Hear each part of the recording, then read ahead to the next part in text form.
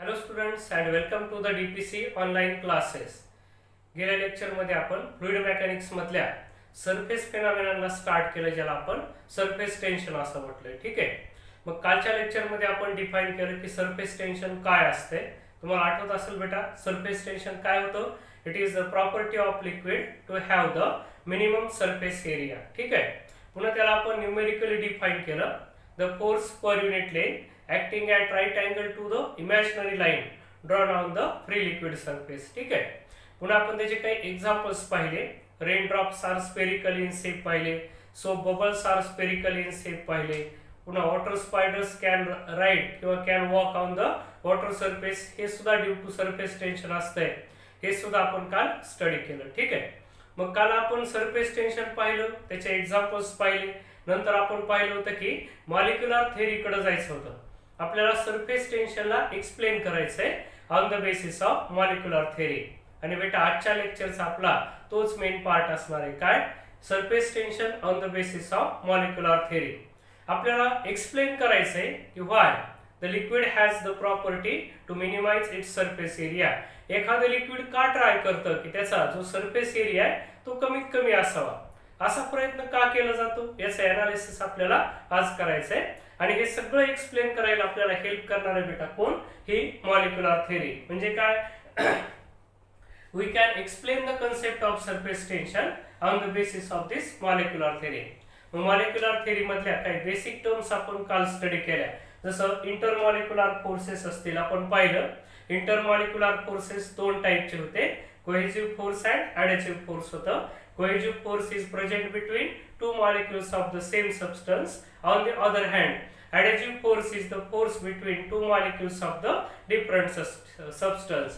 आणि आपण पाहिलं होतं, these intermolecular forces are inversely proportional to the 8th power of distance between two molecules. Okay. चला, त्याच्यानंतर आपण पाहिलं होतं मॉलिक्युलर रेंज काय होती, स्फेअर ऑफ इन्फ्लुएन्स काय होता, सरफेस फिल्म काय होती आणि फ्री लिक्विड सरफेस काय असते. हा सुद्धा आपला काल पार्ट घेऊन झाला बेटा. ठीक आहे. मग चला आता आज टच करायचं आपल्याला या मॉलिक्युलर थेअरीला आणि एक्सप्लेन करायचंय की सरफेस टेन्शन नेमकं का अराईज झालं, काय असतं सरफेस टेन्शन. ठीक आहे. मग चला आता सुरुवात करू ह्या मॉलिक्युलर थेअरीला. तुम्हाला क्वेश्चन असा विचारू शकता, explain the surface tension on the basis of molecular theory. याच्यासाठी मी काय करणार बेटा, कन्सिडर करा म्हणणार तुम्हाला. काय कन्सिडर करायचंय? Consider a vessel is filled with the liquid of surface tension T. काहीतरी सरफेस टेन्शन असेल, त्याचं काय असेल हे महत्वाचं नाही. आणि बघा हे असं या टाईपचं वेसल मी तुम्हाला कन्सिडर करा म्हणे. This vessel is filled with the liquid. बघा याच्यामध्ये काय पूर्णपणे असं लिक्विड फिलअप केलेलं आहे. ठीक आहे. हे जे लिक्विड आहे हे या वेसल मध्ये कम्प्लिटली फिलअप केलेलं आहे. मग आता आपल्याला काय करायचंय बघा, आता ही मॉलिक्युलर थेअरी आपल्याला कशी एक्सप्लेन करायची त्याचा विचार करू आपण. ठीक आहे. How the molecular theory explains the concept of surface tension. बघा आता काय करायचं आपल्याला, इथे एक लेअर कन्सिडर करायची. एक्स वाय ला वरच्याकडेची लेअर असले तर त्याला आपण काय म्हणतो, फ्री लिक्विड सरफेस आहे. आणि मी तुम्हाला सरफेस फिल्म कन्सिडर करा म्हणतो. सरफेस फिल्म कुणाला म्हटलं होतं बेटा? It is the layer of liquid किंवा surface layer of the liquid whose thickness is equal to molecular range. molecular range म्हणजे R एवढी त्याची थिकनेस होते. ठीक आहे. मग बघा ही एक्स वाय तर झाली फ्री लिक्विड सरफेस. मी मुद्दाम इथं त्याचं नाव लिहून टाकतो. कोणही it is the free liquid surface. X Y ला आपण फ्री लिक्विड सरफेस असं म्हणू शकतो. आता आपल्याला काय करायचं बेटा, तीन मॉलिक्यूल कमीत कमी कन्सिडर करा. मी एक ए मॉलिक्यूल इथं कन्सिडर करतो, which lies very inside the liquid, लिक्विडच्या आतमध्ये. आणि याचा जो स्फिअर ऑफ इन्फ्लुएन्स मी ड्रॉ करतो, याचा जो स्फिअर ऑफ इन्फ्लुएन्स आहे हा कम्प्लिटली कुठे लाईज इनसाइड द लिक्विड. म्हणजे काय असेल, हा जर ए मॉलिक्यूल घेतला बेटा तुम्ही, this molecule A is surrounded by काय असेल, लिक्विड मॉलिक्युल्स. म्हणजे ए च्या सराउंडिंगला सर्व बाजूनं लिक्विड मॉलिक्युल्स आहे. ठीक आहे. आता मी काय करतो, हे पहा ही एवढी जी आहे इथली ही सरफेस फिल्म आहे म्हणतो. ह्याला एक्स डॅश म्हणतो, ह्याला वाय डॅश म्हणतो. म्हणजे काय, एक्स एक्स डॅश आणि वाय वाय डॅश हा जो क्रॉस सेक्शन आहे त्याला आपण काय म्हणू शकतो, सरफेस फिल्म असं म्हणू शकतो. ठीक आहे. चला मग तुम्हाला फ्री लिक्विड सरफेस लक्षात आली. सरफेस फिल्म पण लक्षात आली. मी हा ए मॉलिक्यूल घेतला which lies well inside this liquid. बघा याच्या स्फिअर ऑफ इन्फ्लुएन्सची रेडियस किती r असणार आहे. ठीक आहे. मी आता हा बी मॉलिक्यूल घेतो. बघा बी मॉलिक्यूल कसा आहे, it lies in a surface film. हा बी मॉलिक्यूल कुठे आहे, सरफेस फिल्म मध्ये. आणि बघा याची खासियत काय, की याच्या स्फिअर ऑफ इन्फ्लुएन्सचा मॅक्सिमम पोर्शन कुठे आहे, इनसाइड द लिक्विड आहे. आणि थोडासा पार्ट याचा पहा कसा आहे, आउटसाइड द लिक्विड. लिक्विडच्या बाहेर फार थोडा पार्ट आहे याचा, असं म्हणून हा स्फिअर ऑफ इन्फ्लुएन्स आला. याचा लक्षात घ्यायचं, हा स्फिअर ऑफ इन्फ्लुएन्स असेल. याचा जास्तीत जास्त पार्ट कुठे, लिक्विडच्या आतमध्ये, आणि कमीत कमी पार्ट कुठे, लिक्विडच्या बाहेर आहे. हा मॉलिक्यूल मी बी कन्सिडर करा म्हणतो. आणि बेटा आपल्याला आणखीन एक मॉलिक्यूल कन्सिडर करायचा आहे which lies in a free liquid surface. हे पहा फ्री लिक्विड सरफेस म्हणजे या टॉपला आहे, याला मॉलिक्यूल सी म्हणतो. बघा त्याचा जो काही स्फिअर ऑफ इन्फ्लुएन्स असेल, काय असेल त्याचा हाफ पोर्शन या स्फिअर ऑफ इन्फ्लुएन्सचा लिक्विडच्या आतमध्ये असेल आणि हाफ बाहेर असेल. ठीक आहे. मग हा झाला मॉलिक्यूल सी. बघा आता ही डायग्राम तुम्हाला व्यवस्थित लक्षात घ्यायची बेटा. कशासाठी, in order to explain the surface tension on the basis of molecular theory. काय काय केले आपण, we considered a vessel which is filled with the liquid. हे पॉइंट नीट लक्षात ठेवा. तुम्हाला लिहायचं म्हटलं तरी लिहिता आलं पाहिजे. पहिल्यांदा काय कन्सिडर केलंय, consider this vessel is filled with the liquid as shown in following figure. पुन्हा मिनिंग सांगितलं आपण, X Y is a free liquid surface. टॉपची जी सरफेस आहे, वरच्या कडेची जी सरफेस आहे त्याला फ्री लिक्विड सरफेस म्हणतो. X X dash Y Y dash म्हणजे बघा हा क्रॉस सेक्शन काय सांगायला लागलाय, it indicates the surface film. Okay. मग आता आपल्याला असं म्हणायचं, नाव consider the three molecules A B and C as shown in figure. चला मॉलिक्यूल ए बद्दल सांगणार आपण आणि ही फेनॉमिनन आपल्याला एक्सप्लेन करायची. बघा पहिल्यांदा या मॉलिक्यूल ए बद्दल आपण बोलणार. काय काय सांगायला लागणार ते काय म्हणणार तुम्ही, हा जो मॉलिक्यूल ए का बेटा, हा this molecule A lies well inside the liquid. लिक्विडच्या खूप आतमध्ये. that is this molecule A is surrounded by the liquid molecules from all sides. याचा अर्थ काय, या A च्या सराउंडिंगला सर्व बाजूने कोण आहे, तो लिक्विड मॉलिक्युल्स असेल. मग बघा आता A च्या या बाजूला बी लिक्विड आहे, या बाजूला बी लिक्विड आहे, ऑल साइडला त्याच्या लिक्विडच आहे. लक्षात घ्यायचं म्हणजे याचा अर्थ काय, ह्या लिक्विड मॉलिक्यूल ए वरती किंवा मॉलिक्यूल ए वर कोणते फोर्स ऍक्ट होईल, सर्व बाजूला कोण आहे, लिक्विड आहे. म्हणजे कोण आहे, तर लिक्विड मॉलिक्युल्स आहे. A is surrounded by the liquid molecules म्हणजे A वरती इक्वल फोर्स ऍक्ट होईल फ्रॉम ऑल साइड्स. आणि ते फोर्स कोणता असेल बेटा, कालचा प्रकार आठवणं, लिक्विड लिक्विड मॉलिक्यूल असले की कोहेसिव्ह फोर्स असते. मग हा जो ए मॉलिक्यूल आहे ते लिक्विडच्या मधात आहे, त्याच्या सराउंडिंगला म्हणजे सर्व साइडनं लिक्विड मॉलिक्युल्स असेल. याचा अर्थ काय, this molecule A is acted upon equally from all sides due to the cohesive force by the liquid molecules. म्हणजे ह्या ए वर जे फोर्स ऍक्ट होणार आहे ते कोणतं आहे, कोहेसिव्ह फोर्स आहे. आणि ते इक्वल असणार आहे कारण याच्या सर्व साइडला मॉलिक्यूल एच्या कोण आहे, तर लिक्विड मॉलिक्युल्स आहे. So the net force acting on this molecule A is किती असेल बेटा, 0 असेल. ठीक आहे. मग बघा ए बद्दल काय काय बोलणार आपण, consider the molecule A which lies well inside the liquid. It means that this molecule A is surrounded from all sides by the liquid molecules. Therefore, काय म्हणणार, this molecule A experiences the cohesive force which is equal from all sides and hence the net force acting on this molecule A is 0 झालं. आलं लक्षात तुमच्या. चला याला वेल इनसाइडला होतं. आता कुठं जाऊ आपण, असंच मॉलिक्यूल बी कडे जाऊ.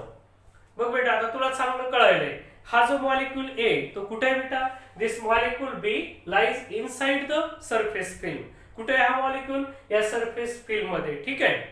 मग आपण काय सांगणार, sphere of influence of this molecule A, maximum portion of this sphere of influence lies inside the liquid आणि minimum portion lies in a air. हे पहा एवढा भाग फक्त वरचा एअर मध्ये, तुम्हाला कळावं म्हणून मी असा शेडेड पार्ट करतो. या स्फिअर ऑफ इन्फ्लुएन्सचा फक्त एवढा पार्ट काय, एअर मध्ये. म्हणजे याचा अर्थ काय, या मॉलिक्यूलच्या एवढ्या भागामध्ये this molecule B is surrounded by the liquids, liquid molecules आहे आणि फक्त वरून एवढ्या भागामध्ये एअर मॉलिक्युल्स आहे. आणि तुम्हाला जर विचारलं लिक्विड मॉलिक्यूल या स्फिअर ऑफ इन्फ्लुएन्स मध्ये जास्त आहे का एअर मॉलिक्युल्स? तुम्ही आरामाने सांगता लिक्विड मॉलिक्युल्स. का बेटा? कारण या स्फिअर ऑफ इन्फ्लुएन्सचा मॅक्सिमम पोर्शन किती आहे रे? लिक्विड मध्ये. कुठे आहे रे? लिक्विड मध्ये. बघा काय, maximum portion of the sphere of influence lies inside the liquid. So this molecule B is surrounded by the more number of liquid molecules in comparison with the air molecules. इथं बी air molecules नाहीत असं नाही, आहेत, पण comparison मध्ये किंवा तुलनेत number of air molecules are less आहेत, कमीच संख्येने लक्षात घ्या. आणि एवढ्या भागामधले liquid molecules are more in number. मग बेटा आता काय करायचं, काय सांगायचं आपल्याला, की या मॉलिक्युल वरती cohesive force due to all liquid molecules is greater than that of the adhesive force due to the air molecules. बघा ना, या भागातले जे एअर मॉलिक्युल्स आहे ते सुद्धा या मॉलिक्युल बी ला अट्रॅक्ट करायचा प्रयत्न करतील, but this number of air molecules are very less, म्हणून adhesive force is less than the cohesive force. मग मला सांगा, हा जो मॉलिक्युल बी, ह्या मॉलिक्युल वरचं नेट फोर्स 0 होईल का? नाही होणार. का होणार नाही? कारण या sphere of influence of this molecule B doesn't lie inside the liquid. काय? some portion of the sphere of influence lies outside the liquid. बघा ना, हा छोटासा जो पार्ट आहे, it lies outside the liquid. लिक्विडच्या बाहेर आहे. म्हणजे आपल्याला कळायलंय, कोई adhesive force is less than the cohesive force.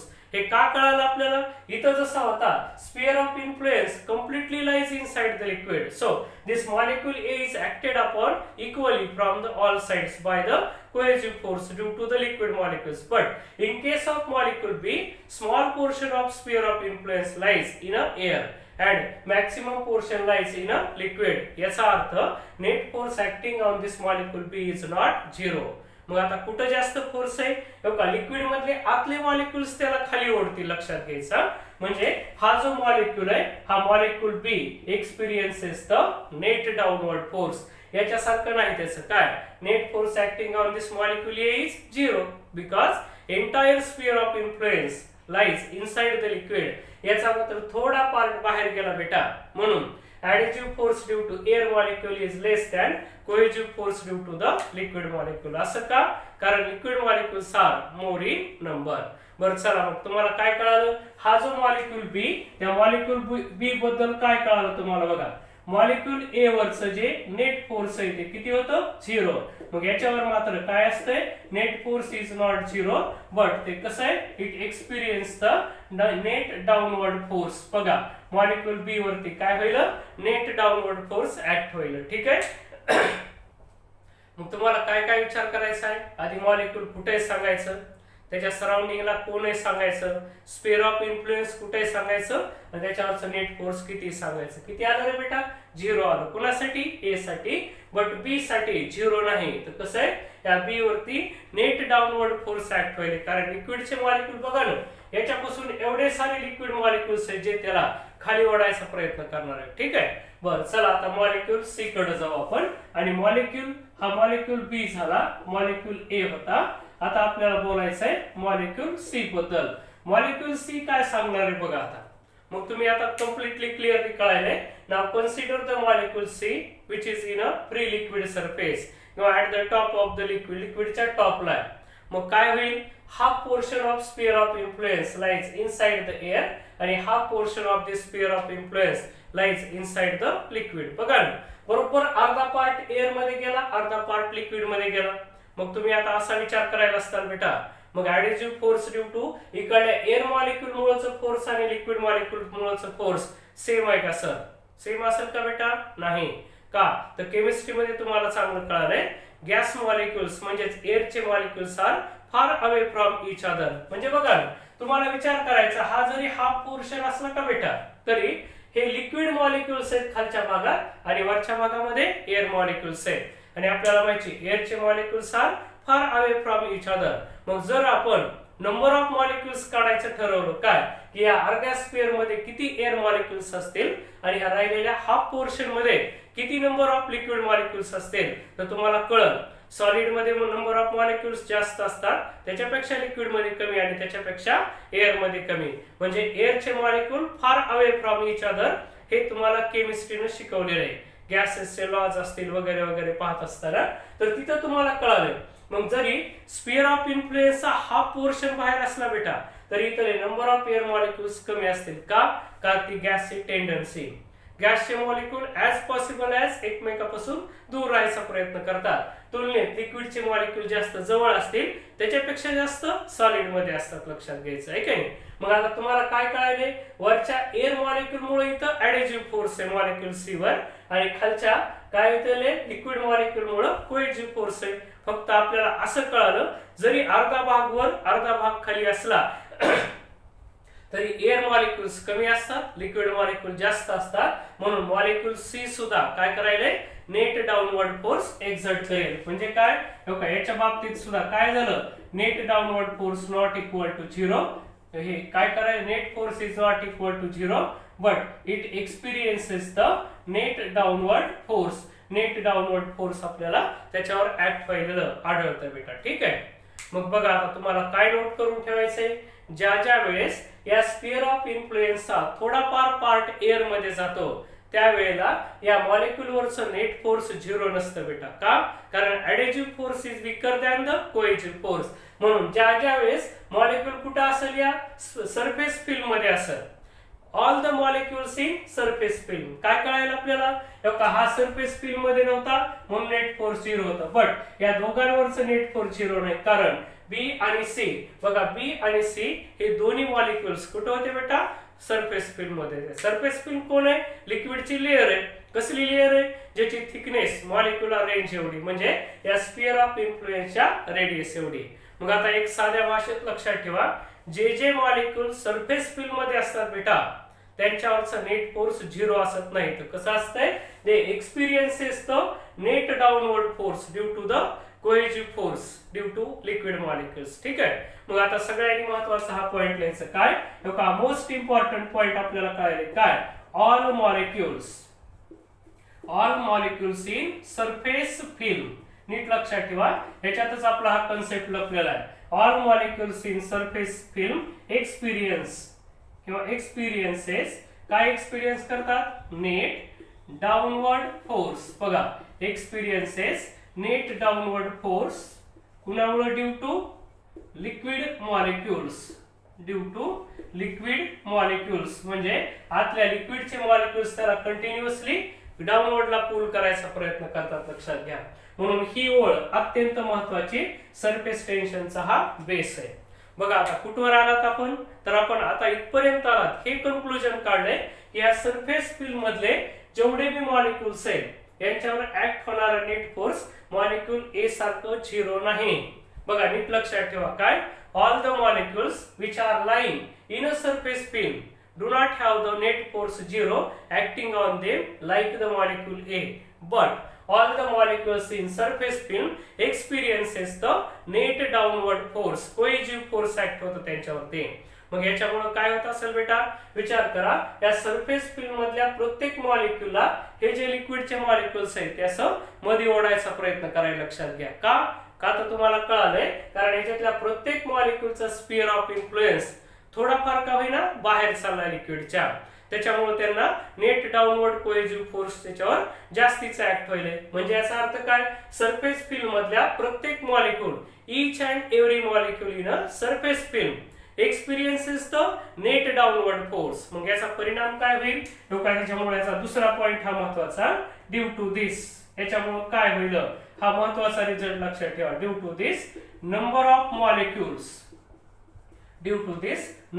Molecules in कुठले सरफेस फिल्म मधले जेवढे आहेत ते काय होतात, डिक्रीजेस. लक्षात असू द्या, हा मोस्ट इम्पॉर्टंट पॉइंट आहे. काय म्हणते हे, बघा काय कळालं तुम्हाला, सरफेस फिल्म मधला प्रत्येक molecule net downward force experience करायला आहे, आणि ऍज अ रिझल्ट याचा रिझल्ट म्हणून काय होईल, या सरफेस फिल्म मधले जेवढे बी नंबर ऑफ मॉलिक्युल्स आहेत त्यांची संख्या कमी होईल. आणि मग मला सांगा बेटा, जर का याच्यातली संख्या कमी झाली, बघा याच्यातली जर संख्या कमी झाली तर काय होईल, हे लिक्विड कशाचा प्रयत्न करेल, हे वरची जी सरफेस एरिया तो मिनिमाइज करायचा प्रयत्न करेल. म्हणून बघा हे तिसरं वाक्य नीट लक्षात घ्या, काय म्हणते हे, ड्यू टू दिस. बघा ड्यू टू दिस म्हणजे कशामुळं, नंबर ऑफ मॉलिक्युल्स कमी झाल्यामुळं. Due to this liquid tries to काय करते, minimise. Liquid tries to minimize its surface area. Liquid tries to minimise its surface area. आणि मग मिनिमम सरफेस एरिया असण्याची जी property that is the surface tension. मग बघा लिंक तुम्हाला नीट कळाली का? काय कळालं तुम्हाला? हे आपण 3 मॉलिक्युल्स घेतले आणि एक इम्पॉर्टंट कन्क्लुजन काढलं. कोणतं बेटा?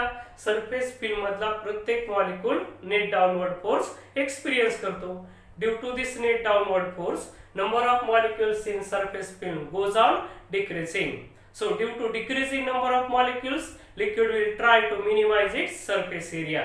इथला प्रत्येक मॉलिक्यूल आत चाललाय लक्षात घ्यायचं. म्हणून काय होईल की त्याचा सरफेस एरिया मिनिमाइज व्हायचा प्रयत्न करेल. जसं तुम्हाला आठवत असेल ज्यावेळेस आपला ऑफलाईन क्लास सुरू होता बेटा, मी चांगलं एक्झाम्पल सांगतो. ज्यावेळेस आपला ऑफलाईन क्लास सुरू होता त्यावेळेस तुमच्यापैकी प्रत्येक जण काय प्रयत्न करायचा? मागं बसायचा. पुढच्या कडेला तुम्ही बसायला तयार होतात का? कोणी नाही. कारण सर पाहतील बाबा, पोर मारतील बाबा, म्हणून हे टाळण्यासाठी तुमच्यापैकी प्रत्येक जण मागं बसायचा प्रयत्न करायचा. मग याचा परिणाम काय व्हायचा? पुढच्या कडेला हॉल रिकामा दिसायचा आपला. ठीक आहे. सिमिलरली असं होतं इथं लक्षात घ्या.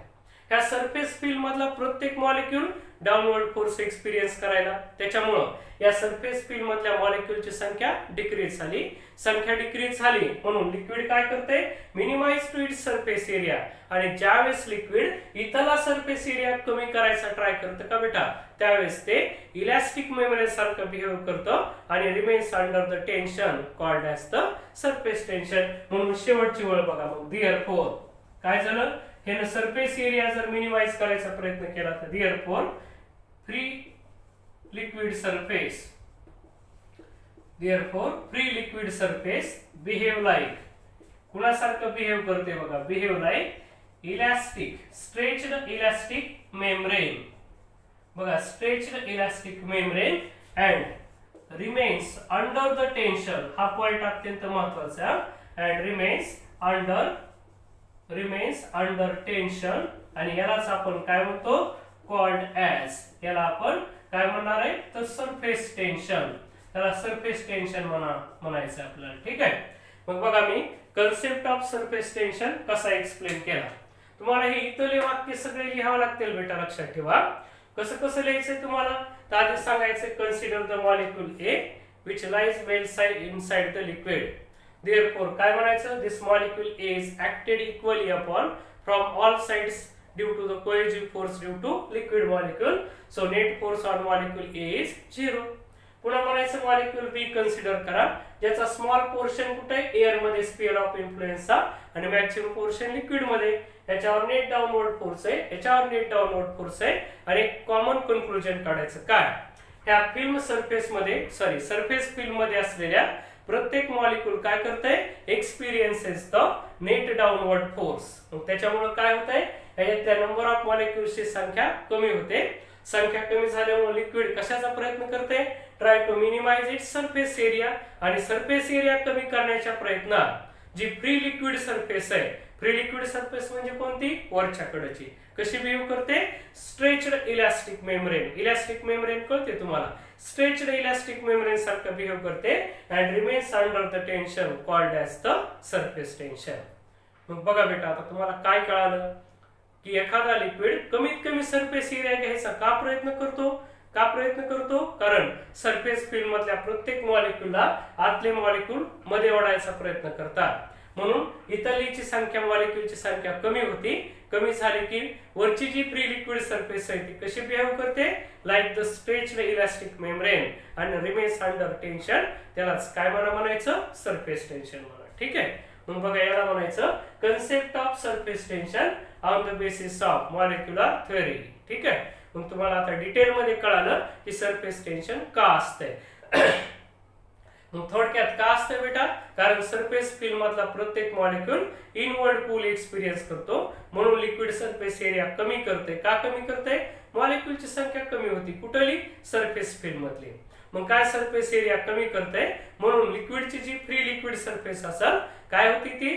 Behave like a stretched elastic membrane and remains under the tension non as the surface tension. म्हणून बघा ही डायग्राम, हे 3 मॉलिक्यूल व्यवस्थित डिस्क्राइब करा. यांचा रोल महत्वाचा आहे. नेट फोर्स कुठे?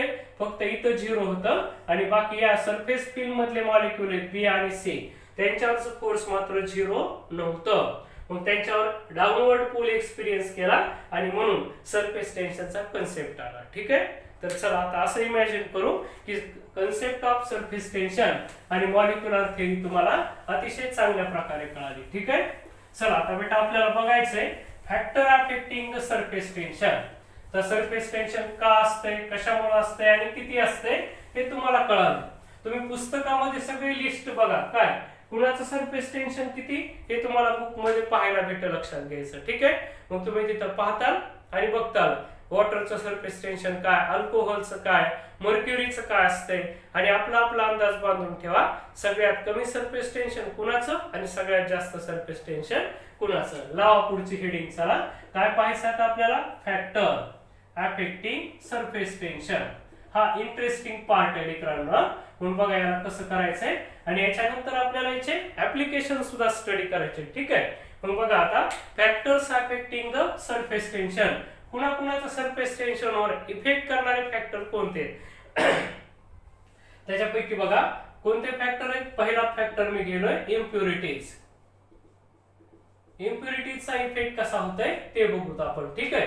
हा पहिला फॅक्टर आहे आणि मी त्याच्यामध्ये पर्टिक्युलर टाइपच्या इम्प्युरिटीज तुम्हाला दिलेत. बघा तुम्ही केमिस्ट्री मध्ये शिकवलेले आहेत इम्प्युरिटीज ह्या 3 प्रकारच्या असू शकतात. कशा, हायली सोल्युबल, स्पॅरिंगली सोल्युबल आणि इनसोल्युबल. स्पॅरिंगली म्हणजे काय, अर्धवट मिक्स होतात मधात, लक्षात घ्या. केमिस्ट्री वाले तुम्हाला चांगली केमिस्ट्री कळते. ठीक आहे. इम्प्युरिटीज ह्या 3 प्रकारच्या असतात, हायली सोल्युबल, स्पॅरिंगली सोल्युबल आणि इनसोल्युबल. याच्यापैकी मी पहिल्यांदा बोलायची किंवा पहिल्यांदा चर्चा करतो मी हायली सोल्युबल इम्प्युरिटीज. ठीक आहे. Highly soluble. आता हायली सोल्युबल इम्प्युरिटीज जर आपण लिक्विड मध्ये ऍड केल्या तर आपल्याला विचार करायचा आहे सरफेस टेन्शन कमी होतं का जास्त होतं. आधी तर बेटा बघा तुम्हाला हे एक्झाम्पल आठवतंय का कुणाचं, हायली सोल्युबल इम्प्युरिटीजचं. आपण कॉमन सॉल्टचं एक्झाम्पल घेऊ शकतो, NaClचं. NaCl is highly soluble in water. मग ज्या वेळेस बेटा NaCl जर का आपण वॉटर मध्ये ऍड केलं तर त्याचं सरफेस टेन्शन इन्क्रीज होतंय. म्हणून काय लक्षात ठेवा, when highly soluble impurities are added to the liquid it increases the surface tension. नीट लक्षात ठेवा, हायली सोल्युबल इम्प्युरिटीज काय करतात तर सरफेस टेन्शनला इन्क्रीज करतात. लागलं तर तुम्ही एक्सपेरिमेंट करून पाहू शकता. काही डिस्टिल्ड वॉटर घ्या, एक असा प्युअर ग्लास घ्या आणि याच्यामध्ये प्युअर वॉटर घ्या, तुम्हाला ते असं दिसेल. ठीक आहे. क्लीन ग्लास घ्या, प्युअर ग्लास नाही, कसला क्लीन ग्लास घेतला तुम्ही, त्याच्यामध्ये जर का वॉटर फिल अप केलं तर तुम्हाला अशी वॉटरची सरफेस प्लेन दिसेल. याच्यात लक्षात ठेवायचं, इथं लिहा ही फ्री लिक्विड सरफेस वरच्या कडेचे बघायचे. मात्र ते आता क्लीन वॉटर मध्ये किंवा डिस्टिल्ड वॉटर मध्ये तुम्ही NaCl ऍड करा आणि हाच पुन्हा काचेचा ग्लास आहे आणि तुम्ही त्याला व्यवस्थित ऑब्झर्व करा तर तुम्हाला असं दिसेल की काय की हा जो मिडलला आहे हा मिडलला थोडासा खड्डा दिसेल, तुम्हाला लक्षात ठेवायचा. मग या टाइपनं तुम्हाला लिक्विड याच्यामध्ये दिसू शकतं, लक्षात घ्यायचं. इथं कशी होती रे, हे अगोदर ज्यावेळेस NaCl ऍड केलं नव्हतं त्यावेळेस ही जी सरफेस आहे प्लेन होती बेटा. ठीक आहे. मग याच्यात NaCl ऍड करून बघा, मग तुम्हाला तो ग्लासची टॉप सरफेस किंवा फ्री लिक्विड सरफेस साधारणतः अशी दिसेल, म्हणजे मिडलला खड्डा पडल्यासारखा दिसेल. म्हणजे काय हा कॉन्केव्ह अपवर्ड हा पार्ट दिसेल, इथं लक्षात घ्यायचं. म्हणजे ग्लास कड बघूनच तुम्ही सांगू शकता. तुम्हाला जर 2 ग्लास दिले का बेटा आणि म्हटलं की कुणाचं सरफेस टेन्शन जास्त आहे ओळखा, आपण ते आरामाने ओळखू शकतो. कसं, ज्याच्यामध्ये हे जास्त असेल, हे कॉन्केव्ह पार्ट ज्याच्यात जास्त त्याचं सरफेस टेन्शन जास्त. बरं जाऊ द्या, तो भाग नंतरचा आहे. सध्याला आपल्याला कामासाठी काय लक्षात ठेवायचंय, फॅक्टर अफेक्टिंग सरफेस टेन्शन. त्याच्यापैकी आपण इम्प्युरिटीजचा विचार केला. पहिल्यांदा हायली सोल्युबल इम्प्युरिटीज घेतल्या लाईक द NaCl. काय करतात ते सरफेस टेन्शन इन्क्रीज करतात, लक्षात घ्यायचं. आणि याचं एक्झाम्पल तुम्ही देऊ शकता, काय NaCl ऍडेड टू वॉटर. जर वॉटर मध्ये तुम्ही NaCl ऍड केलं तर ते काय करतंय, त्याचं सरफेस टेन्शन इन्क्रीज करतं बेटा. ठीक आहे. ही पहिली झाली इम्प्युरिटी. चला मी आता दुसऱ्या इम्प्युरिटी कडे जातो. मग तुम्ही इथं वाक्य काय लिहायला पाहिजे, when highly soluble impurities are added to the liquid then it increases the surface tension. For example, when NaCl is added to the water, pure water, its surface tension increases. मग बघा highly soluble impurity surface tension increase होतंय. आता दुसऱ्या टाइपची impurity घेऊन मी स्पॅरिंगली soluble impurities. बघा स्पॅरिंगली soluble impurities घेतल्या तुम्ही, ही जी second टाइपची impurity ज्याला आपण काय म्हणतो स्पॅरिंगली सोल्युबल इम्प्युरिटीज, म्हणजे काय ह्या समवट अर्धवट मधात सोल्युबल असतात लक्षात घ्यायचं. मग आता ह्या काय करतात तर सर्वांनी लक्षात ठेवायचं, ह्या sparingly soluble impurities decreases the surface tension. मग तुम्ही म्हणता सर आता याचं एखादा आम्हाला एक्झाम्पल सांगा. ह्याच्यात खूप एक्झाम्पल्स आहेत बेटा, खूप सारे एक्झाम्पल्स आहेत. सरफेस टेन्शनचे सगळे ऍप्लिकेशन इथूनच आले. पुन्हा कोणते स्पॅरिंगली सोल्युबल इम्प्युरिटीज. बघा एक्झाम्पलचा जर विचार करायचा झाला तर मी तुम्हाला एक एक्झाम्पल सांगेन. जर वॉटर मध्ये आपण डिटर्जंट ऍड केला किंवा सोप ऍड केलं, बघा ना आपण क्लोथ वॉश करण्यासाठी, आवर स्किन वॉश क्लीन करण्यासाठी किंवा क्लोथ्स क्लीन करण्यासाठी वी यूज द डिटर्जंट. और आणखीन काय यूज करू शकतो बेटा आपण, we use the detergent, we use the soap. ठीक आहे. मग डिटर्जंट असेल सोप असेल वॉटर मध्ये ऍड केलं की त्याचं सरफेस टेन्शन डिक्रीज करतं लक्षात घ्या. म्हणून तर ना आपण साध्या पाण्याने कपडे का धुत नाही बेटा, त्याचं सरफेस टेन्शन जास्त असतंय. आणि सरफेस टेन्शन जास्त असल्यामुळं आपले जे हे क्लोथ्स असतील, ह्याचे जे काही रॅग्स असतील, धागे असतील, त्याच्या आतमध्ये जे डर्ट असते का तिथं लिक्विड पाणी आपलं जाऊ शकत नाही. मग ज्यावेळेस तुम्ही डिटर्जंट ऍड करताल दॅट टाइम काय होते, that detergent reduces the surface tension of that water. आणि एकदा का सरफेस टेन्शन रिड्यूस झालं, असे हे जर दोन धागे असतील त्याच्यामध्ये जे डर्ट लपलेली याच्यामध्ये सुद्धा ते लिक्विड काय होऊ शकतं, जाऊ शकतं. का जाईल रे बेटा, कारण ते सरफेस एरिया मिनिमाइज करायचं सोडून देईल. तुम्ही जेवढं सरफेस टेन्शन कमी करताल तेवढा जास्तीत जास्त सरफेस एरिया ते घेईल लक्षात घ्या. म्हणून ह्या दोन दोरे जर असतील आपल्या कपड्याचे त्याच्यामध्ये जे डर्ट आहे त्याच्यामध्ये सुद्धा पाणी जाऊ शकतं. मग आता इथून पुढे नीट लक्षात ठेवा. आतापर्यंत जर तुम्हाला विचारलं की आपण डिटर्जंट का वापरतो, की तुमचं ते पानसट आन्सर यायचं कोणतं, त्याचं काय सर डिटर्जंट यूज केलं का कपडे चांगले निघतात. अरे बाबा का चांगले निघतात, त्याच्या मागचं लॉजिक आजपासून तरी लक्षात ठेवा. आपण फिजिक्स वाले लोक सगळे केस आपले रेडी पाहिजेत लक्षात घ्यायचा. जर डिटर्जंट यूज केला तर धाग्या दोऱ्यामध्ये सुद्धा पाणी जाऊ शकतं. का जातं, कारण त्याचं सरफेस टेन्शन कमी होतंय आणि ते कमीत कमी एरिया घ्यायचं सोडून देत आहे. मग एरिया ऑफ कॉन्टॅक्ट त्याचा वाढत जातो लक्षात घ्यायचं. ठीक आहे. मग अशा प्रकारे डिटर्जंट असेल, सोप असेल. आणखीन एक best example, to clean our teeth, आपले दात स्वच्छ करायला आपण काय यूज करतो बेटा, टूथपेस्ट यूज करतो. काय यूज करतो, कारण माउथ मध्ये आपल्या जे काही सलाइवा असेल वगैरे काही असेल त्याचं सरफेस टेन्शन कमी करायचं काम टूथपेस्ट करतं लक्षात घ्या. टूथपेस्ट मध्ये सुद्धा सोप असतं बेटा, त्याच्यात सुद्धा साबण आहे. मग टूथपेस्ट मध्ये सोप असल्यामुळं that soap reduces the surface tension. आणि मग सलाइवा असेल किंवा आणखी वॉटर असेल, it can spread more easily inside the mouth and it can be clean.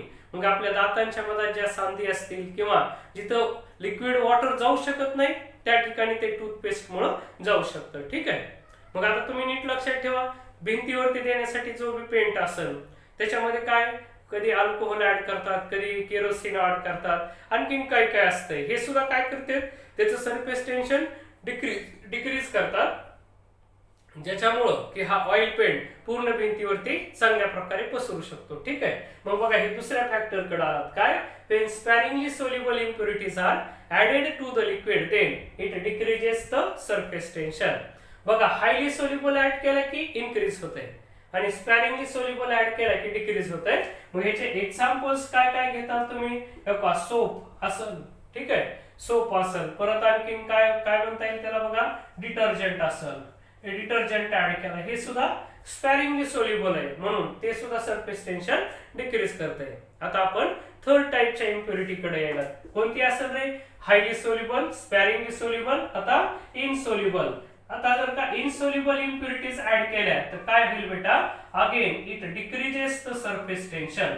नीट आहे का सर्वजण. आता तुम्ही म्हणताल इनसोल्युबल इम्प्युरिटीचे एक्झाम्पल सांगा.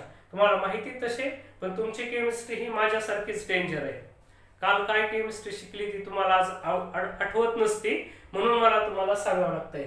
इनसोल्युबल इम्प्युरिटीचे एक्झाम्पल आठवा बेटा. काय, फेनॉल असतील, अल्कोहोल असेल, आणखीन काय केरोसिन असेल, ऑइल असेल, हे सगळे कसे येतं, insoluble in a liquid. Liquid मध्ये ते सोल्युबल नाहीत, कसे आहेत ते इनसोल्युबल आहेत लक्षात घ्या. मग ह्या इनसोल्युबल इम्प्युरिटीज जर ऍड केल्या, again insoluble impurities reduces the surface tension of liquid लक्षात घ्यायचं. ठीक आहे. ते सुद्धा लिक्विडचं सरफेस टेन्शन रिड्यूस करतात बेटा. मग जर रिड्यूस केलं सरफेस टेन्शन, एक्झाम्पल याचे द्या म्हटलं तर काय म्हणणार तुम्ही, काय असेल, एक केरोसिन, परत काय म्हणू शकतो आपण, ऑइल असेल, परत काय फेनॉल असेल, हे सगळे जर ऍड केले लिक्विड मध्ये तर ते काय करतात, सरफेस टेन्शन रिड्यूस करतात. तुम्ही म्हणतात काही म्हणतात सर, ह्याचं एक एक्झाम्पल बेस्ट आहे लेकरांनो. आठवा, मला जे आठवलं एक्झाम्पल ते मी आता मुद्दा म्हणून तुम्हाला सांगायलंय. बघा पावसाळ्याचा सीन थोडासा डोळ्यासमोर आला. जर पाऊस पडला तर आपल्या घराभोवती असे काय करतात, सर्व खड्डे तयार होतात, त्याच्यामध्ये थोडं थोडं पाणी साचतं. मग तुमच्या घरचे म्हणतात आता पाणी साचलं, डास फार होणार. मग तुम्ही जर त्या खड्ड्याच्या जवळ गेलात, ब्रीजिंग ऑफ मॉस्किटोज म्हणजे त्या मच्छराचा गुणगुणाट आपल्याला ऐकायला भेटतो. लक्षात घ्या, काय ऐकायला भेटतो, कारण त्या मॉस्किटोजचे जे बी काय एग्ज आहेत ते त्या वॉटरवरती फ्लोट व्हायलेले असतात बेटा. ठीक आहे. मग तुमच्या घरचे फार चालक असतात, आपल्या आई वडिलांना सगळं सायन्स माहिती, फक्त त्याच्या मागचं कारण माहित नाही. मग काय करतात ते, केरोसिन म्हणजे रॉकेल घेतात थोडंसं आणि त्या वॉटरवरती स्प्रे करतात. रॉकेलचा जर स्प्रे मारला त्याच्यावरती बेटा तर काय होईल रे, ते जे वॉटर असेल त्याचं surface tension, kerosene is insoluble in water हे लक्षात घ्यायचं. म्हणून ते काय करतंय, वॉटरचं सरफेस टेन्शन डिक्रीज करेल आणि त्याच्यामधले जे एग्ज आहेत का, they will go inside the liquid, लिक्विडच्या आतमध्ये चालले जातात बेटा, आणि मग तिथले मच्छर एकदम गायब होतात. ठीक आहे. मग हे डास कमी करण्यासाठी भारतातली ही जुनी आयडिया लक्षात घ्यायचं, पण माहित नाही की कारण का करतात ते. तर नीट लक्षात ठेवा, केरोसिन जर का ऑइल वरती किंवा वॉटर वरती स्प्रे केलं, it will reduces the surface tension of that liquid आणि due to which we are able to stop the breeding of mosquitoes. ठीक आहे. पुढे ऍप्लिकेशन मध्ये आपल्याला ते सर्व बघायचंय. मग बघा आता हे इनसोल्युबल इम्प्युरिटीजचं आणखीन एक एक्झाम्पल सांगेल मी. समुद्रामध्ये जर का मोठमोठ्या लाटा तयार होत असतील बेटा, त्या वेव्हची हाईट जर कमी करायची असेल, तुम्ही जर त्याच्यावरती ऑइल स्प्रे केलं, ऑइल जर त्याच्यावरती स्प्रे केलं तर परत त्याचं सरफेस टेन्शन कमी होते आणि ज्या वेव्हज असतील त्याची हाईट सुद्धा कमी होते. आता पोहणाऱ्या मंडळींना सर्व कळतं, जे पाणी खारं असतं म्हणजे ज्याचं सरफेस टेन्शन जास्त असतं, त्या पाण्यामध्ये उंचच्या उंच लाटा तयार होतात. एक स्पेशल टाईपची उडी असते, गावाकडल्या भाषेत त्याला मुटका म्हणतात. लक्षात घ्या, विहिरीच्या टोकावरून ते मुलं स्पेशल उडी मारतात आणि मधलं पाणी उडून विहिरीच्या बाहेर जातं. फक्त पाणीच बाहेर जात नाही बेटा, तर काय होते, पाणी ज्यावेळेस अशी वेव्ह तयार होते, ऑदर एंड रिफ्लेक्ट होऊन वेव्ह येतात, दोन वेव्ह कंबाईन होतात, तिथं इंटरफरन्स ऑकर होतो, तो बी कोणता, कन्स्ट्रक्टिव्ह इंटरफरन्स ऑकर होतो आणि उंचच्या उंच लाट तयार होते. म्हणजे एवढं जास्त सरफेस टेन्शन तेवढी जास्त उंचीची लाट तयार होते. समुद्राचं पाणी तर तुम्हाला माहिती बेटा कसं असतंय, खारं असतंय, मग त्याचं सरफेस टेन्शन जास्त आहे, जास्त लाटा तयार होतात. पण तुम्ही जर ऑइल स्प्रे केलं त्याच्यावर तर त्या ज्या वेव्हज आहे त्याची हाईट आपल्याला कमी करता येऊ शकते. लक्षात घ्यायचं. ठीक आहे. म्हणून ह्या होत्या इनसोल्युबल इम्प्युरिटीज. पुन्हा नीट बघा, इम्प्युरिटीज जर लिक्विड मध्ये ऍड केल्या तर हायली सोल्युबल असतील तर सरफेस टेन्शन इन्क्रीज होते. मी एक्झाम्पल सांगितलं, when NaCl is added to the water it increases its surface tension. Okay. चला, स्पॅरिंगली सोल्युबल म्हणजे अर्धवट मिक्सअप होत्यात, ते काय करतात, डिक्रीज करतात सरफेस टेन्शन. त्याचे एक्झाम्पल मी सांगितलं तुम्हाला, टूथपेस्ट असेल, सोप असेल किंवा डिटर्जंट असेल. ठीक आहे. आणि पुढचं काय, इनसोल्युबल इम्प्युरिटीज म्हटलं, काय करतात तर या सरफेस टेन्शन डिक्रीज करतात. फॉर एक्झाम्पल फेनॉल असेल, केरोसिन असेल, ऑइल असेल, हे जर का लिक्विड मध्ये ऍड केलं तर ते इनसोल्युबल इन लिक्विड आहे and it will decreases the surface tension. मग बघा, फक्त highly soluble impurities surface tension increase करतात, बाकीच्या सगळ्या मात्र डिक्रीज करतात. चला, हा होता आपला पहिला फॅक्टर होता. कोणता, तर इम्प्युरिटीज ऍड केल्या तर सरफेस टेन्शन कसं चेंज होतंय, तर हा पहिला फॅक्टर. आता दुसरा जो फॅक्टर आपल्याला स्टडी करायचा आहे, दुसरा आणि शेवटचा, ज्याला आपण टेम्परेचर असं म्हणतो. ठीक आहे. बघा, तुम्ही कधी कधी घरी सुद्धा ऐकलं असेल बेटा, तुमची आई हे काम करते सारखं. काय करते, तुमच्या एखाद्या ड्रेसवरती ऑइल सांडलं किंवा त्याला चिवट डाग चिटकला तर ती आधी काम काय करते रे, बॉइलिंग वॉटर मध्ये ते क्लोथ इमर्स करते. लक्षात घ्या, पाणी गरम करते, गरम पाण्यात डिटर्जंट तर टाकतेच पण पाणी परत गरम करते. का करते, तुम्ही जर तुमच्या आईला हा प्रश्न आज विचारला ती कारण नाही सांगणार, फक्त एवढं म्हणेल, गरम पाण्यामध्ये कपडे चांगले निघतात. का चांगले निघतात बेटा, ज्यावेळेस आपण टेम्परेचर लिक्विडचं इन्क्रीज करू, टेम्परेचर जर इन्क्रीज केलं तर सरफेस टेन्शन काय होतंय, डिक्रीजेस. सरफेस टेन्शनला डिक्रीज करतो. लक्षात घ्यायचं. ठीक आहे. म्हणजे काय म्हणणार, as the temperature of liquid is increased it will decreases the surface tension of that liquid. म्हणजे काय, with rise in temperature surface tension decreases, लक्षात घ्यायचं. ठीक आहे. असं इमॅजिन करू आपण. बघा इथे एक फॉर्म्युला तयार करायचा आपल्याला. 0 डिग्री सेल्सिअसला T0 एवढं सरफेस टेन्शन होतं आणि T डिग्री सेल्सिअसला जर का याचं किती आलं, T आलं, या दोघातली थर्मल एक्सपान्शन वरून एक रिलेशन तयार केलं होते. जसं थर्मल एक्सपान्शन असं सांगतं L0 1 plus alpha into delta theta. Final length होती, इनिशियल लेंथ होती, टेम्परेचर कोएफिशियंट होता हा. सिमिलरली आता याच्यावरून फॉर्म्युला असा तयार करतात. L च्या ऐवजी T is equal to T0 in bracket 1 plus च्या ऐवजी फक्त minus alpha into delta theta. नीट लक्षात ठेवा. थर्मल एक्सपान्शन सांगितली इनिशियल लेंथ आणि फायनल लेंथ मध्ये. इथं प्लस का आला, कारण टेम्परेचर वाढवलं की रॉडची लेंथ वाढते. इथं उलटं व्हायले, टेम्परेचर इन्क्रीज करा, बघा सरफेस टेन्शन डिक्रीज होत आहे. म्हणून याचा यूज करून आपण हे असे रिलेशन तयार केले आणि याचा यूज करून आपल्याला हे लोक प्रॉब्लेम सॉल्व्ह करायला होतात. ठीक आहे. मग बघा आता हे झाले factor affecting the surface tension. Impurities highly soluble add करा, इन्क्रीज होते. स्पॅरिंगली सोल्युबल ऍड करा, डिक्रीज होते. स्पॅरिंगली सोल्युबलचे एक्झाम्पल लक्षात ठेवा. सोप असेल, डिटर्जंट असेल, टूथपेस्ट असेल. इनसोल्युबलचं काय, केरोसिन, फेनॉल, आणखीन ऑइल असेल. मग ह्यांचा सुद्धा वापर आपण कशासाठी करतो, सरफेस टेन्शन डिक्रीज कराय. आणि दुसरा जो फॅक्टर आहे टेम्परेचर, ते काय करते, सरफेस टेन्शन डिक्रीज करते. आणि एक वन मोर इम्पॉर्टंट पॉइंट बेटा, कोणता, ज्या टेम्परेचरला सरफेस टेन्शन 0 होईल that temperature is non as the critical temperature. कधी कधी तुम्हाला म्हणतात define the term critical temperature. लक्षात ठेवायचं, the temperature at which surface tension of liquid becomes 0 called as the critical temperature. Okay, केलं नोट. क्रिटिकल टेम्परेचर कुणाला म्हणायचंय, ज्या टेम्परेचरला सरफेस टेन्शन 0 बनतं that is the critical temperature. ठीक आहे. आता याच्यावरचा आपल्याला एक प्रॉब्लेम सॉल्व्ह करायचा बेटा लगेच. कसा प्रॉब्लेम विचारते बघू आपण आणि याच्यावरचा प्रॉब्लेम सॉल्व्ह करू. ठीक आहे. चला नोट करून टाकलं तुम्ही. Factor affecting the surface tension, ह्याच्यामध्ये आपण स्टडी केले. दोन मेन फॅक्टर लक्षात ठेवायचे. कोणते कोणते होते रे, इम्प्युरिटीज आणि दुसरं काय होतं, टेम्परेचर. ऍक्च्युअली आणखीन एक असतो कंटॅमिनेशनचा इफेक्ट सुद्धा चेक करतात. इफेक्ट ऑफ कंटॅमिनेशन म्हणजे काय असतं बेटा, प्रेझेन्स ऑफ डस्ट पार्टिकल असते.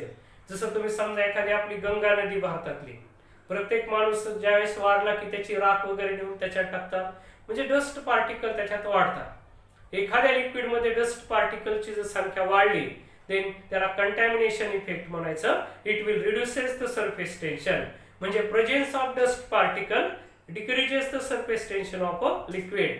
म्हणून तर गंगेचं पाणी फार गोड आहे म्हणतात. लक्षात घ्या. का गोड आहे बेटा, कारण एवढी मोठी राख त्याच्यात जाते, आणखीन काय काय जातं, तर त्याच्यामुळे ते काय झालंय की त्याच्यामध्ये डस्ट पार्टिकलची संख्या वाढते आणि सरफेस टेन्शन त्याचं कमी होतं. लक्षात घ्या. ठीक आहे. बरं चला, आता तुम्हाला 3 फॅक्टर साधारणतः लक्षात घ्या. एक इम्प्युरिटीज, दुसरं टेम्परेचर आणि तिसरं कंटॅमिनेशनचा इफेक्ट. हे 3 फॅक्टर नोट करून ठेवा.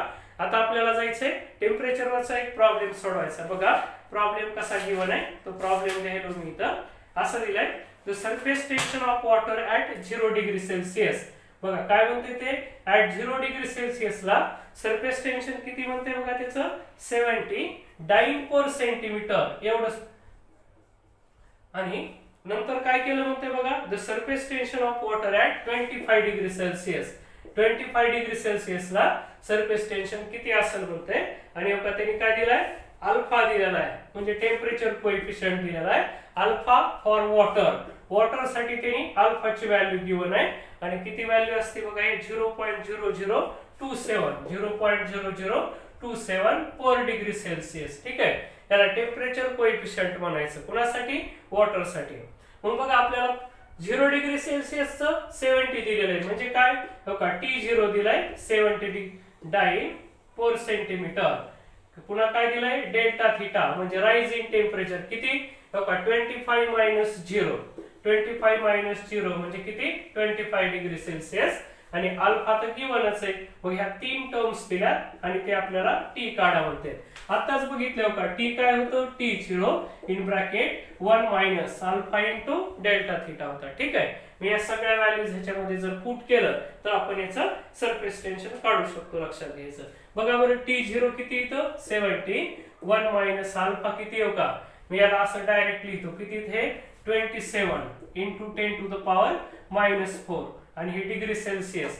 केल्विन केले तर चालतील, पण हे 25 एवढा हा हिशोब करा आणि इथलं सरफेस टेन्शन काढून टाका. लक्षात घ्या जे काही येईल ते येईल. आन्सर म्हणते बघा, आन्सर असा असायला पाहिजे. ह्या टी ची व्हॅल्यू किती म्हणते बघा, बुक मधला प्रॉब्लेम हा 65.27 हे डाइन पर सेंटीमीटर. हे सिंप्लिफाय करा, येईल तुमचा आन्सर तिथं. ठीक आहे. तर हा झाला सरफेस टेन्शन वरचा एक कॉमन प्रॉब्लेम जो की टेम्परेचर से रिलेटेड विचारला जातो. 2-3 वळीचा प्रॉब्लेम आहे, एमसीक्यू साठी कामाचा, लक्षात घ्यायचं. ठीक आहे. चला आता आजच्या लेक्चरचा आपला शेवटचा पार्ट, मग आपल्याला थांबायचं आहे. काय करायचंय, लावा हेडिंग. आता ऍप्लिकेशन्स ऑफ सरफेस टेन्शन पाहायचेत आपल्याला. काय हेडिंग टाकली, ऍप्लिकेशन्स ऑफ सरफेस टेन्शन. आता ऍप्लिकेशन्स म्हणजे सरफेस टेन्शनचा यूज आपण कुठं कुठं करतो. एक यूज तर आपल्याला सापडला बेटा, कोणता, तो काय, we use the toothpaste. Toothpaste use करतो कशासाठी, to clean our teeth, because toothpaste reduces the surface tension so that it can easily move किंवा water can easily spread inside the mouth असेल. ठीक आहे. आणि teeth becomes clean. चला दुसरा आणखीन काय, आपण सोप यूज करतो कशासाठी, टू क्लीन आवर स्किन. आपली स्किन क्लीन करण्यासाठी सोप यूज करतो का, because soap reduces the surface tension due to which हे जे आपल्या स्किनला पोर्स, छिद्र असतील छोटे छोटे, मग त्याच्यामध्ये सुद्धा वॉटर जाऊ शकतं आणि आपली स्किन जी काय असेल ती क्लीन होते. ठीक आहे. चला आणखीन तिसरं काय सांगता येईल बघा, वी यूज द डिटर्जंट असेल. हे डिटर्जंट हे सगळ्या कशा आहेत रे, स्पॅरिंगली सोल्युबल इम्प्युरिटीज आहेत, लक्षात घ्यायचं. डिटर्जंट यूज केलं आपल्याला तर काय होतंय, detergent reduces the surface tension of water so that water can pass through the small pores or rags of cloth and dirt becomes clean. घाण त्याच्यातली स्वच्छ होते, लक्षात घ्या. आणखीन चौथं काय होतंय, we use the kerosene किंवा हे जे ऑइल असेल, ऑइल किंवा केरोसिन आपण काय करतो, वॉटर वरती स्प्रे करतो कशासाठी, in order to stop the breeding of mosquitoes. मच्छराचं गुणगुणणं थांबवण्यासाठी आपण ऑइल स्प्रे करतो, लक्षात घ्यायचं. ठीक आहे. पुन्हा आपण काय करायचं, we use the hot water किंवा बॉइलिंग वॉटर यूज करतो कशासाठी, to clean the dirty cloth. एखाद्या कपड्याला ऑइल असेल किंवा ग्रीस लागलं वगैरे काही असेल तर ते क्लीन करायला आपण हॉट वॉटर यूज करतो. हॉट वॉटर काय करतंय, temperature reduces the surface tension, म्हणून आपण त्याला सुद्धा यूज करतो. ठीक आहे. असे हे जे डिफरंट ऍप्लिकेशन्स आहेत ते तुम्ही सांगू शकता, लक्षात घ्या. पुन्हा परत काय असेल का, भिंतीवरचा जो काही ऑइल पेंट आहे, ह्या ऑइल पेंटचं काय करतात, ऑइल पेंट जे काय असेल किंवा आणखीन काय म्हणायचं, कलर किंवा पेंटिंग जे काय असेल, हे पेंटिंग करण्यासाठी आपण ऑइल पेंट पर्टिक्युलरली, त्या पेंट मध्ये ऑइल का ऍड केलं जातंय, कारण ते सरफेस टेन्शन रिड्यूस करतंय आणि मग तो ऑइल पेंट असेल तो सरफेस वरती इझिली स्प्रे होऊ शकतो. इझिली स्प्रे होऊ शकतो, लक्षात घ्या. असे डिफरंट ऍप्लिकेशन्स तुम्हाला पाहायला भेटतील पुस्तकामध्ये. ठीक आहे. तर बघा बेटा, आजच्या लेक्चर मध्ये आपण काय काय पाहिलं, आपण एक्सप्लेन केलं surface tension on the basis of molecular theory. नंतर पाहिले आपण factor affecting the surface tension. त्याच्यातले 3 फॅक्टर आपल्याला नोट करायचे. एक कोणतं, इम्प्युरिटीज, पुन्हा टेम्परेचर आणि effect of contamination. Contamination means what, presence of the dust particles. आणि त्याच्यावरून आपण हे ऍप्लिकेशन्स तयार केले. खूप सारे ऍप्लिकेशन्स आपल्याला या सरफेस टेन्शनचे सांगता येऊ शकतात. ठीक आहे. तर आजच्या लेक्चर मध्ये एवढंच. पळालो, घरी राहा, सुरक्षित राहा आणि खूप खूप अभ्यास करा. ठीक आहे. आज आपण इथं थांबू बेटा.